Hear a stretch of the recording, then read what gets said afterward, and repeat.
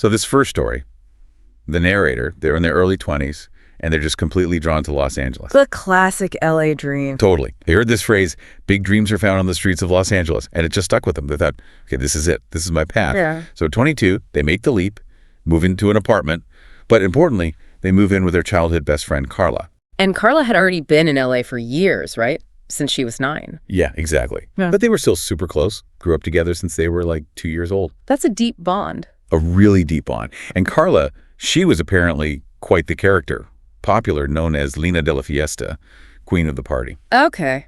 So she knew people. Knew everyone, it sounds like. Constantly invited to exclusive events. And she saw these parties as networking opportunities. She wanted to be an actress. Makes sense. In LA. Right. And she always brought the narrator along, promised these unforgettable nights. That foundation, the trust, the shared dream, that's key here. Absolutely. Because this isn't just about moving to a city. It's about that friendship, those dreams, unknowingly leading them somewhere really, really dark. Mm-hmm. And the turning point, it was one specific invitation, an exclusive one. Right. This changed everything for them. Carla gets this invite to supposedly one of Hollywood's most exclusive parties. And the excitement was just off the charts, apparently. Yeah. Palpable, yeah. Carla was apparently bouncing off the walls, planning everything, because the host was Sean Combs, Puff Daddy. Wow, okay. His parties were legendary, right? Wild, extravagant, unforgettable. That was the reputation. Stuff of L.A. legend, as the narrator put it. Exactly. And getting an invite, almost impossible unless you were a celebrity. So how did Carla swing it? Through a friend of a friend who worked for him, you know, connections. Okay, that whole who you know thing. Definitely. And the whole day was just prepping, getting ready. Carla was convinced, absolutely convinced, it would be one of the best nights of our lives. A real Hollywood story. That expectation, that dream, it sets such a dangerous stage. It really does. And if we connect this to the bigger picture, it just highlights that allure, doesn't it? The perceived access that these huge figures offer. Yeah. It creates the sense of exclusivity that, well, often masks what's really going on underneath. That lure became a trap, basically. Mm-hmm. They get to Diddy's mansion in the Hollywood Hills, maybe 10:30 p.m. A bit late, yeah. And right away, something's a bit off. Security takes their phones. Standard procedure for some high-profile events, maybe? Well, that's what the narrator thought initially. No photos or videos unless the host says so. Seemed weird. Yeah. But then they see all these celebrities walking in. So they rationalize it. Okay, high-profile people makes sense. Exactly. Yeah. That little red flag gets explained away. Which is so common, isn't it? You want to believe everything's okay. Totally. So they go inside. Atmosphere is electric. Dazzling lights, booming music. Smells like luxury. Yeah. Expensive perfume. And something else they couldn't quite identify. Mm-hmm. Staff leaves them to a table, kind of tucked away.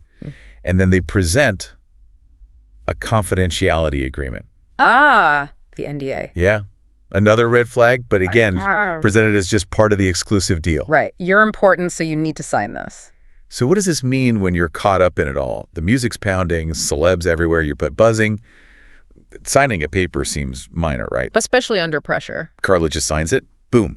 No hesitation. Tells the narrator, come on, sign it. But the narrator hesitated. Yeah, they actually read it. Or tried to. And notice these really unsettling clauses, like one said the contract was valid for life plus 20 years after their death. Whoa, okay, that's not standard. That's creepy. Right. Instant anxiety, suspicion. But Carla's pushing, come on, it was so hard to get in. This is our chance. Their pressure. Huge pressure. So reluctantly, they sign. The excitement, the friend, the dream, it just overrides that gut feeling. It's almost like that foot in the door thing psychologically. They agree to the phones, then the NDA. Yeah. It makes them more compliant for what comes next. Yeah, exactly. And what comes next happened immediately. Mm-hmm. Right after signing, this guy leads them deeper into the mansion. Okay. And then Combs himself approaches them, tells them they're special guests. They have a reserved place in the VIP section, and specifically not to mingle with the others. Which sounds like a privilege, but feels isolating. Exactly. Less like VIP, more like being controlled. That initial special guest feeling must have vanished pretty quick. Instantly.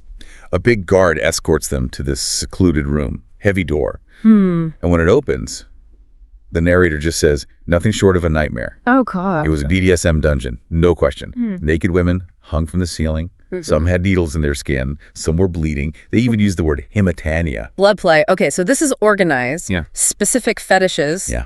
Extreme, grotesque, scatological stuff, too disturbing to even process. And well-known celebrities were there, participating. Wow. Just wow. So that shift from feeling special to being forced to witness this, that's the pivot point. It absolutely is. The VIP status was just a lie to get them in there. A lure. Yeah. And it raises that question, how do these environments even exist where this isn't just tolerated but seemingly encouraged? And how do famous people get involved? Power dynamics, fear, maybe a perverse kind of subculture hidden in plain sight. The desire for access or the fear of being shut out, it's a powerful form of control. And that control became very direct, very fast. Combs comes up to them, visibly drunk, but his eyes chillingly clear, the narrator said. Okay. Urges them to participate in his sadistic games. And it's clear, escape isn't an option. Guards everywhere. You don't leave until they say so. Pure intimidation. Then he targets Carla, plays right into her Hollywood dream. Whispers to her, come on, this is your chance to make it in Hollywood. No one's going to hurt you. Just let yourself go. Ooh. Coercion disguised as opportunity. Vile. Right.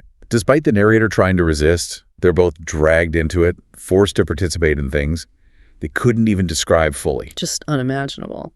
And then, after all that, Combs announces the best for last. An exclusive BDSM ritual called La Piñata. La Piñata? What? Men using padded baseball bats to beat a naked, bound woman. Oh my God. The narrator called it depravity at its peak. And then, the worst part. Yeah. Several women in the crowd volunteered. Volunteered, or were coerced into volunteering. It's hard to say, right? But then, among them was my friend Carla. No, her best friend. Yeah. The narrator tried desperately, pleaded with her. Carla, no. But she was tipsy, not thinking clearly, maybe still caught in that this is my chance lie, didn't grasp the contract. But the contract she signed without reading properly. Exactly. So they stripped her, strapped her into this harness. Her initial excitement faded fast, turning to discomfort, then fear. But when the narrator tried to intervene... The guard stopped them. Yeah. Physically blocked them. And just said, told us anything that Carla had willingly agreed. Weaponizing consent. Horrifying. Calculated. The game, as they called it, began. Carla's face went from nervous to sheer terror, started screaming to stop. But no one listened. Ignored. They turned the music up louder to drown her out. Jesus. The crowd cheered, jeered. The guy mocked her screams, groped her. The narrator fought, screamed, but the guard held them down, forced them to watch their best friend be tortured, until she just collapsed, motionless. God, that sequence, the cover-up, the coldness, it's like a machine designed to control everything, silence everyone. Yeah. Combs acted fast, ordered the room cleared, said he'd get help for Carla, but his calmness was terrifying. Predatory call. Carla's body was just carried out, like a discarded doll. Combs reassured everyone everything's fine, didn't want panic upstairs. Well, the narrator is frantic. Blocked from following, the guard just lied straight to their face. She'll be fine, we'll update you tomorrow. Knowing it was a lie. And that was the last time they saw her. Never saw her again. The next day, nothing. Tried to get answers, just got stonewalled. Vague reassurances. And the family? Started pressing. Carla's family was frantic. The narrator, terrified, pressured. They lied. What did they say? Well, first they contacted Combs through that same friend, said they had to tell the family. Combs responded with another threat, reminded them of the contract, hinted at violence, prison. So they were silenced. Completely. They told Carla's parents she'd run away, left town, a lie that just tore me apart, they said. That guilt. The psychological toll of that kind of coercion is immense. You're trapped. Yeah. The family reported her missing. Never found. No leads. No evidence tying it back to Combs or the narrator. Nothing. But the truth has a way out sometimes. Eventually, yeah. The narrator says, justice has a way of catching up. Over time, other stories about Combs' party started coming out. Tip of the iceberg stuff. Exactly. Authorities got relentless. But for the narrator, just that haunting silence, crushing guilt, believing Carla's life was just snuffed out by this powerful, corrupt man. It's fascinating, isn't it? The power of that secrecy, that intimidation, and how years later, maybe an anonymous account surfaces, and it fits a pattern the police are already investigating. The truth finds a crack. It speaks to the resilience of truth, yeah, even when buried so deep. But that guilt the survivor carries, that's a life sentence too. Absolutely. Okay, wow. So from that world of Hollywood excess and hidden horror, Our next story is much closer to home for many people. A 19th birthday party, a sleepover. Seems so innocent. Right. But danger can hide anywhere, often where you least expect it. Camouflaged by trust, by youth. So this narrator starts by mentioning a very foolish decision they made on their 19th birthday, trying pot for the first time because a friend convinced them. Sets a little stage for maybe being open to new things. Mm-hmm. Peer influence already there. Yeah. But the main story jumps to the day of their 19th birthday. They're organizing a sleepover at their house. Sounds totally normal, right? Pizza, friends, house to themselves. Perfect setup for fun, but obviously it takes that dark turn. Incredibly dark. So they invited their two best friends, Enzo and Patrick. Enzo was a childhood friend, deep trust there. Patrick was younger, like a little brother. Close group, all finishing high school together. Yeah, 19 in their country. Parents were away on a trip, so they had the place to themselves. Mattresses on the floor, pizza ordered, music on. Classic sleepover setup. Deceptively ordinary. Which makes the shift even more jarring. And the catalyst. Enzo shows up a bit late, wrong bus, whatever, and he has a special gift. Not alcohol, the narrator thought. Yeah, that was the first guess. Common for them. But Enzo's like, no, dude, moved on to better things. Got something way more interesting. Uh-oh. Better things. Red flag right there. They go into the narrator's room, curtains closed, all secretive. Enzo pulls out a little bag. And it's ecstasy. Ecstasy. Or what he claims is ecstasy. Says a friend got the real deal. Okay. The unreliable source. Exactly. The narrator admits curiosity and youthful recklessness took over. Patrick and the narrator look at each other, uncertain for a sec, then shrug. Narrator says, well, let's give it a try. And Enzo pushes it. Yeah, don't worry, clean dose, just enough to have fun. And the narrator admits they'd always wanted to try it. Didn't seem that dangerous back then. In their circle, they trusted Enzo. So they each take a pill. Just like that. Excited, oblivious. And that just raises the question, doesn't it? How that perception of safety around certain drugs, especially with young people, Combined with peer pressure and trust. leads to these huge risks without knowing the real danger. That trust in Enzo, the misinformation, it's a lethal mix. Absolutely lethal. So they take it, they're waiting. Yeah, sitting on the couch watching TV, waiting for the fun to start. About 20 minutes later, narrator gets this sharp pain in their stomach. But not the others. No. Patrick and Enzo feel nothing. Narrator's pain gets worse, nausea kicks in. They actually mention it, but Enzo and Patrick, wanting to feel it, suggest taking more. Oh, no. And they do. Enzo and Patrick take more. The narrator doesn't, because they feel so sick already. That pain, that nausea, it literally saved their life. Wow. Their body rejected it. Yeah. But for the others, it got bad, fast. Narrator notices Patrick first, blinking weirdly, not responding. Then saliva dripping, hands trembling, eyes closed. Oh, yeah. Overdose symptoms. Panic sets in. Enzo starts stammering, I don't feel so good either. And then Patrick just collapses off the couch, convulsing violently. Eyes wide, staring at nothing, foamy liquid pouring from his mouth. Then his body goes stiff, eyes fixed in just pure terror.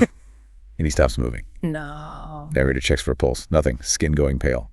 Just gone. That speed and the difference between the narrator's reaction and theirs, it points to something really wrong with this pill. Totally. And it turns out the pills were laced with PMA, paramethoxyamphetamine. Ah, PMA. That's nasty stuff. Much more toxic than MDMA. And it takes longer to kick in, right? Exactly. That's the insidious part. People think it's weaky, so they take more, like Patrick and Enzo did. And then the toxicity builds up because your body can't clear it fast enough. That delay was fatal. Tragically, yes. So Patrick's convulsing, Enzo's starting to go. Narrator tries to get Enzo to help, shaking him, but Enzo's out of it, just leans back. Narrator's panicking, vomiting, but knows they have to do something. Adrenaline kicks in. Yeah. Runs for the phone, dials for an ambulance. Everything after that is a blur. Paramedics arrive, ambulances. At the hospital, the narrator just passes out, deep sleep. The shock, the drug. Yeah. But when they wake up, they overhear the nurses talking. Oh, no. Patrick hadn't survived. Narrator's world just collapsed. Grief, guilt, overwhelming. Even though they acted, called for help, that responsibility must feel immense. Totally. And Enzo, he survived, but barely. Vomiting, seizures. The pills were confirmed PMA. Patrick took 3. Fatal dose. Just devastating. One stupid decision based on trust and bad info. Yeah. And the fallout. Enzo got 5 years in prison for distributing the pills. His life ruined too. Narrator got a $5,000 fine, 100 hours community service. Parents furious, disappointed, but grateful their kid was alive, a relief the narrator felt they didn't deserve. That's survivor's guilt. Horrible. Nightmares, crushing anxiety for years, suffocating guilt, spiraled into depression, took years to even start climbing out of that hole. That one night just shattered everything, left scars that might never fully heal. It's such a stark example of the ripple effect, isn't it? Legal consequences, yes, but the psychological trauma, decades long. Yeah. It just hammers home how vital it is to know what you're taking, the dangers of unregulated stuff, the irreversible outcomes. Peer pressure can be deadly. Truly. Okay, so our next story. Another party, another birthday. But this time, the horror isn't drugs, it's betrayal, jealousy, explosive violence. Coming from within the group itself. Exactly. Shows how danger can erupt right in your own home from people you invited in. So this narrator is hosting their birthday party. 4 friends over 3 guys, 1 girl, Alexa. Not super close, narrator says, just seemed like a fun group. Casual get-together. Yeah. Pizza, drinks, music, video games. Pretty standard. Alexa just dancing, having fun. She's dating one of the guys, Kevin. Okay. But another guy, Douglas, keeps sneaking looks at Alexa. Narrator notices this little love triangle unfolding. Awkward. A bit. But the vibe's still good. Alexa gets Kevin dancing. They're being goofy, laughing. Narrator wishes it had stayed that way. Hindsight. Always 20/20, so when does it turn? Kevin goes to the bathroom, says he'll be a while, and Douglas sees his chance. Oh, boy. Walks right up to Alexa, grabs her waist, starts dancing with her. The other guy, Mason, and the narrator exchange a look like, serious. Yeah, that's bold. Narrator shrugs it off initially, Douglas's problem. But then Alexa doesn't seem to mind, smiles at him, and then Douglas just leans in and kisses her. Oh, right there. Full-on passionate kiss. Butt squeeze included, narrator notes. Mason's like, are you serious? Alexa's clearly into it. Okay, so it's mutual betrayal. Seems like it. They're totally wrapped up in it. And then, door slam. Kevin's back. Oh, timing. Perfect storm. Alexa pulls back. Both her and Douglas look disheveled, breathing heavy, but try to act normal. Kevin walks in, smiling, totally oblivious. The tension must have been insane for the others watching. Suffocating, yeah. Narrator tries to break it up, suggests pool in the basement. Kevin, Mason, Douglas go down. Douglas comes back up later looking rumpled. Okay, so maybe more happened downstairs. Maybe. A couple of hours pass. And then Kevin storms back in, face red, furious, yelling, who the hell's the son of a kind that slept with my girl? Exploded. The jealousy, maybe alcohol. Yeah. Everyone freezes, trying not to look at Douglas. Alexa's behind Kevin, crying, makeup smeared, hugging herself. Kevin yells again. Narrator tries to calm him down. Take it easy, man. Yeah. Kevin just snaps, don't tell me to calm down, and pulls a pistol from his waistband. Points it right at them. Whoa. From 0 to gun in seconds. That's terrifying. Heart pounding, narrator says. Kevin's clearly drunk, eyes look menacing, unhinged. Mason tries to de-escalate, backing away slowly. Smart move. Kevin tightens his grip, fires a shot. Deafening sound, Alexa screams. Narrator ducks as the bullet shatters a Voss bottle near the TV. Chaos. Total chaos. Narrator dives for cover. Kevin keeps shooting wildly, seems to be aiming right at the narrator. And then, click, click, click, empty. Gun jammed or out of bullets. Yeah. Lucky break. Incredibly lucky. And then this weird moment, Douglas bursts out laughing, hysterically. Then Mason, then the narrator. Nervous release. Gallows humor. Bizarre, but maybe understandable under that much stress. A surreal moment. But Kevin is not amused. Drops the gun. Pulls a knife from his boot. Oh, God, it's not over. He escalated again. Laughter dies instantly. Alexa screams again. Everyone scatters. Kevin goes straight for Douglas. Of course. The target. But Mason, in this burst of bravery, jumps in to protect Douglas. Pulls Kevin back. Wow. True friend. Kevin spins around and stabs Mason in the shoulder. No! Oh, that's horrific. The bravery than getting stabbed. Mason screams, blood pouring. Kevin's yelling, I'm going to have the last laugh. Narrator's hiding behind the couch with Alexa, who's just sobbing. Just absolute terror. A party turned into a potential murder scene. And then, like miracle, the front door crashes open. 2 cops, guns drawn. Neighbors heard the shots. Must have. Cops yell, hands up! Throw Kevin down, wrench the knife away, cuff him.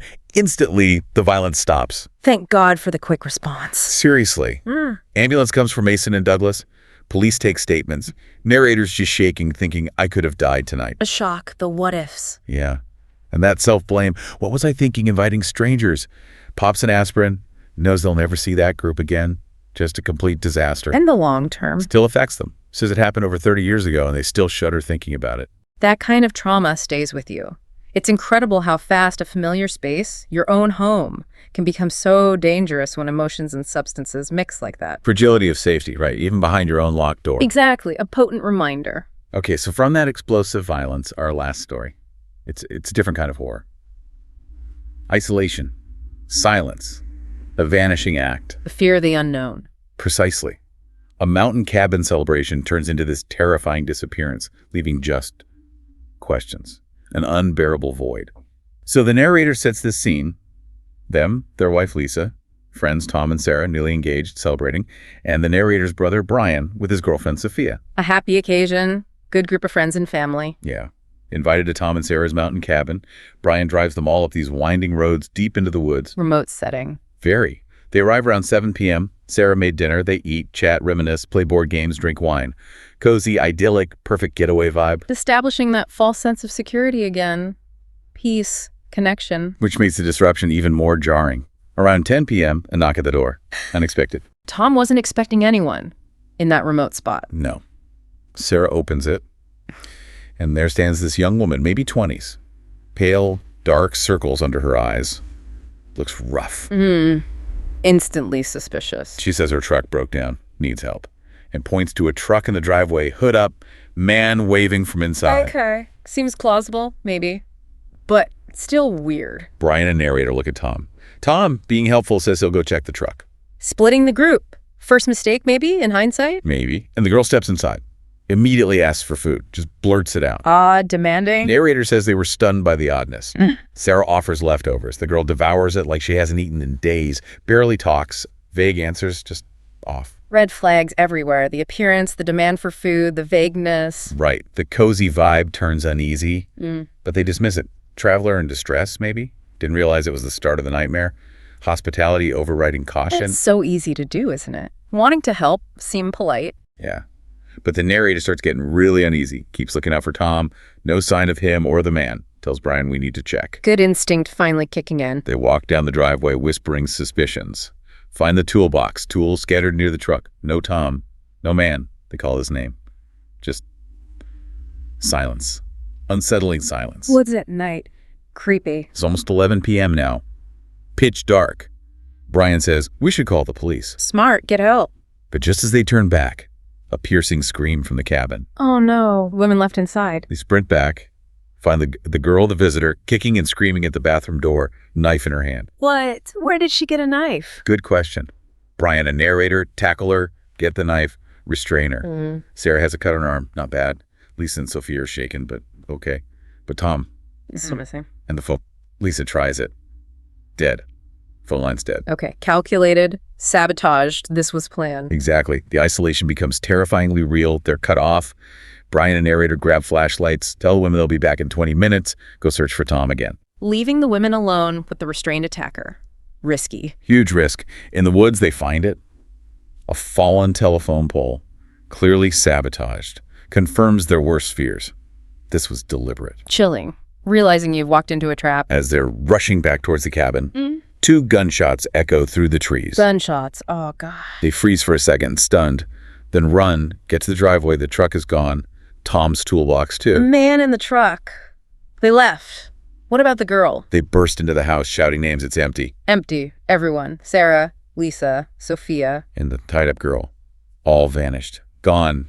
Searched everywhere. No trace. Like they just disappeared into thin air. What? How's that possible? Just gone. Complete erasure. Brian and narrator speed to the nearest police station. Explain everything. Frantic. Police seem uncertain. Skeptical, maybe. Start a search, but it yields nothing. Nothing at all. No bodies, no clues. Nothing. The rest of the night, a haze. The search, a disaster. No one ever found out what happened to the women or to Tom. That uncertainty. It's maybe worse than knowing, isn't it? That open wound. Narrator says it's haunted them their whole life. No answers. Just the certainty that everything changed that night. They and Brian are still close. Bonded by it. Sure trauma. Yeah. But they say, sometimes the questions are worse than any answers. They'll never forget, never know. That ambiguous loss, it's a unique kind of hell. No closure, just endless questions. And the chilling thought that people can plan and execute something so awful, exploiting basic human kindness. It's terrifying. So, okay, we've covered 4 really different really disturbing stories today. The Hollywood nightmare, the ecstasy tragedy, the party violence, the cabin vanishing. Yeah, all different, but they all show that same thing, right? How vulnerable we are, how thin that line is between safety and something terrible. Absolutely. Danger doesn't just lurk in dark alleys. It can be in a friend's gift, a party invitation, a knock at the door in a safe place. Trust exploited, judgment clouded, devastating consequences. Right. And that's why these insights matter, hopefully. Yeah. To you listening, it's not about being scared all the time. No, it's about awareness. Exactly. Awareness of situations, people, choices. These aren't just horror stories, they're cautionary tales. Reminders to trust your gut. Think critically. Because understanding those psychological hooks, the pressures, the tactics, that can be protective. Yeah. Maybe the most chilling thing isn't the obvious horror, but how danger creeps out of the familiar, out of trust, out of moments we assume are safe. It forces you to ask, doesn't it? Yeah. How well do we really know the situations, the people we let into our lives? And what price are we willing to pay? For curiosity, trust, chasing a dream, it makes you think. Makes you look beyond the surface. Recognize that even good opportunities can hide real threats. So what does this all mean for you? It's about being informed, aware, maybe looking a little closer next time something feels off. Try trusting that feeling. Yeah. We really hope this deep dive has given you plenty to think about.